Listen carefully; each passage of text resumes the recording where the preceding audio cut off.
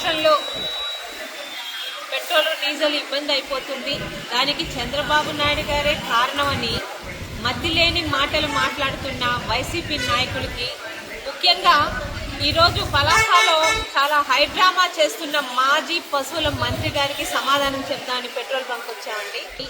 ఎక్కడా క్యూలు ఈరోజు పెట్రోల్ బంకుల దగ్గర కనిపించట్లేదు.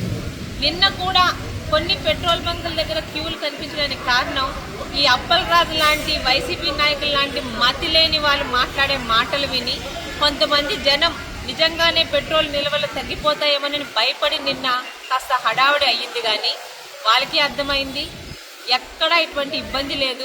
ముఖ్యంగా ఈరోజు ఒక పెట్రోల్ డీలర్గా, పెట్రోల్ బంక్ ఓనర్గా కూడా కొన్ని విషయాలు ప్రజలకు అర్థమవ్వాలి. ఏదైనా ఒక పెట్రోల్ బంకులో పెట్రోల్ లేదంటే అర్థం ఒకటి, వాళ్ళకి రావాల్సిన లోడు రాలేదని, వీళ్ళు డబ్బులు సకాలంలో కట్టకపోతే లోడు రాదు. రెండు, వీళ్ళ బంక్కి లోడు తీసుకొచ్చిన వెహికల్స్ ఎక్కడైనా పెట్రోల్ బంక్ ఎక్కడైనా ట్రాఫిక్ జామ్లో ఇరుక్కున్నా లోడు రాదు. చాలా కారణాలు ఉంటాయండి పెట్రోల్ బంక్లో స్టాక్ లేదనడానికి.